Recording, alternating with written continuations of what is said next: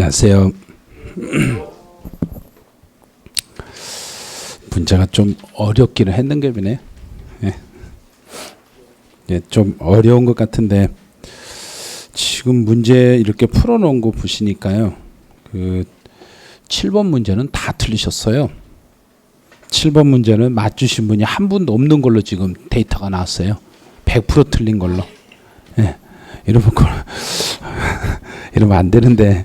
그리고 또 그 점수가 사실 오늘 그 1번부터 9번까지 해서 5번 하나 쉬운 문제고 나머지 1번부터 9번까지 완전히 그냥 문제를 혼동되게 만들었어요. 1번부터 9번까지 해서. 그래서 1번부터 9번까지 해서 틀리신 분들이 아마 5개 이상은 틀렸을 거예요.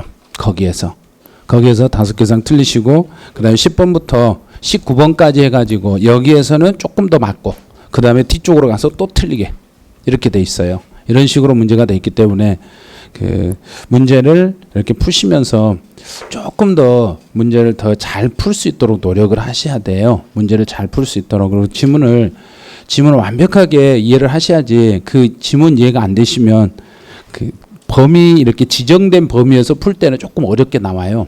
전체적으로 범위에서는 쉬운데 지정 범위 한정된 범위에서 문제를 만들 때는 꽤 어려운 문제가 만들어지니까 그런 걸 조심하셔야 되네요.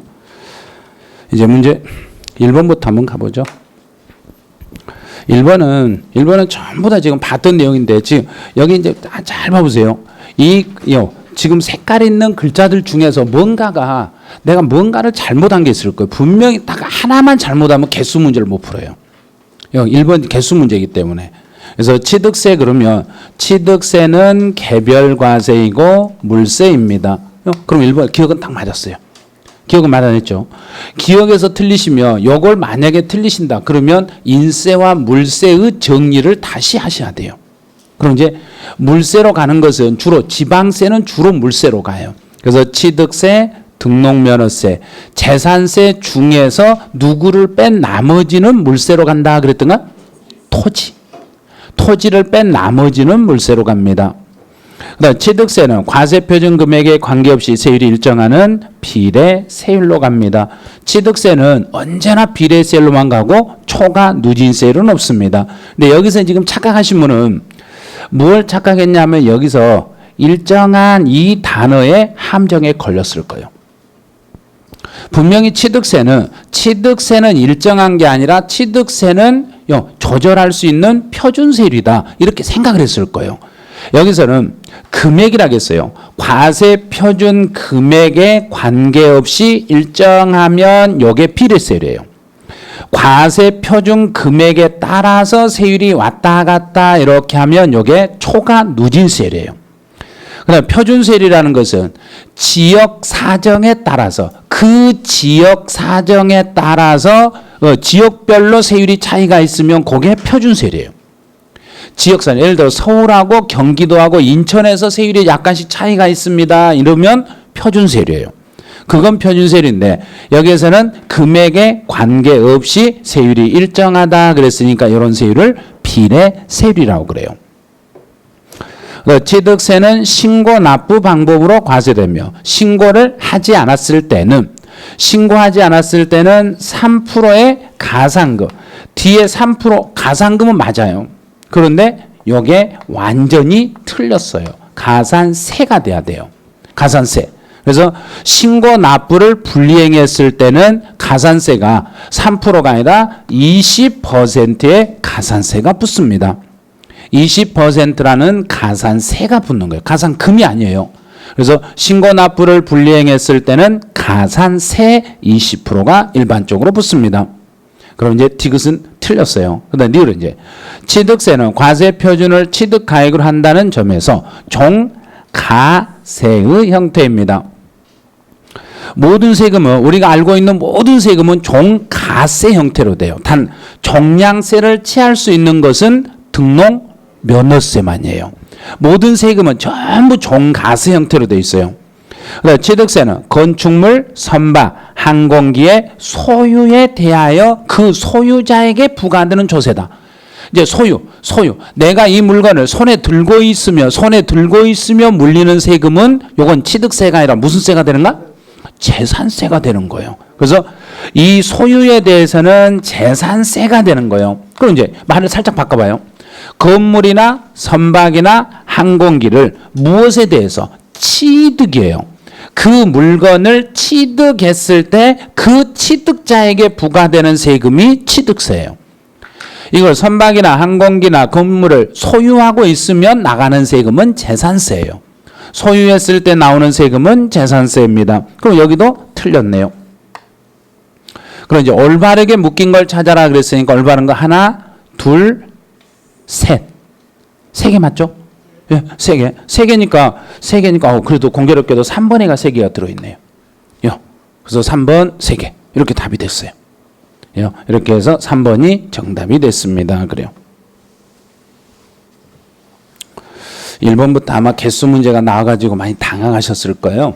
그런데 1번 문제 이 정도는 이렇게 개수 문제가 나와도 여기에서 함정에 걸렸을 때 가산세하고 가산금에서 여기서 함정에 걸리신 분은 소유해서 다시 함정에 안 걸려야 되는데 여기서 걸리면 이제 틀리게 돼요. 이 부분에서. 그래서 1번은 이제 3번이 답이었네요. 그래서 이제 문제 2번으로 가보죠. 2번은 취득세에 대한 설명이다. 이 중에 틀린 걸 찾아라 그랬어요. 그래서 2번도 이 문제는 제가 사실 이 문제를 몇 분에게 한번 모의로 테스트를 시켜봤어요. 테스트를 시켜봤는데 지금 1번은 여기 수강생들이 좀 더 많이 맞추셨어요. 여기가. 근데 모의 테스트를 시켰는데 1번을 31%밖에 예부에서 못 맞췄어요. 근데 여기에서는 지금 60% 금방까지 맞추셨어요. 그만큼 이 특징에 대한 비교 설명은 잘 돼 있다는 이야기예요. 그런데 2번은 똑같아요. 2번은 여기도 60% 똑같이 60%예요. 똑같이요. 똑같이 그 확률이 비슷했다는 이야기예요. 그러면 10분 중에 4분은 아직 이해를 못하고 계신다는 이야기예요.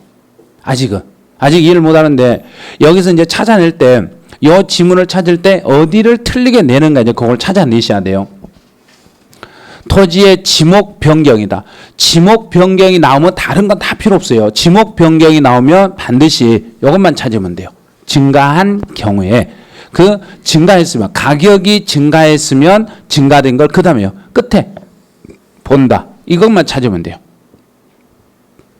토지의 지목을 변경했을 때는 그 가액 증가, 가격이 증가되면 증가된 그 부분에 대해서 취득으로 본다. 그다음 두 번째 이제 취득세 과세 대상이 되는 토지는 그랬네요. 취득세에서 취득세 과세 대상이 되는 토지는 하면은 두 가지로 얼른 생각하세요. 등록 대상이 되는 토지와 그다음 사실상 토지 이 두 개를 포함합니다. 그래야 돼요.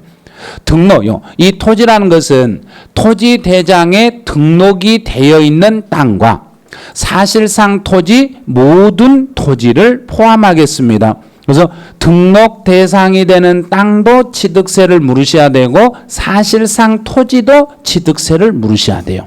둘 다 취득세 대상이 돼야 돼요. 그래서 등록 대상이 되는 땅과 사실상 땅 모든 땅에 대해서 과세 대상이 되겠습니다.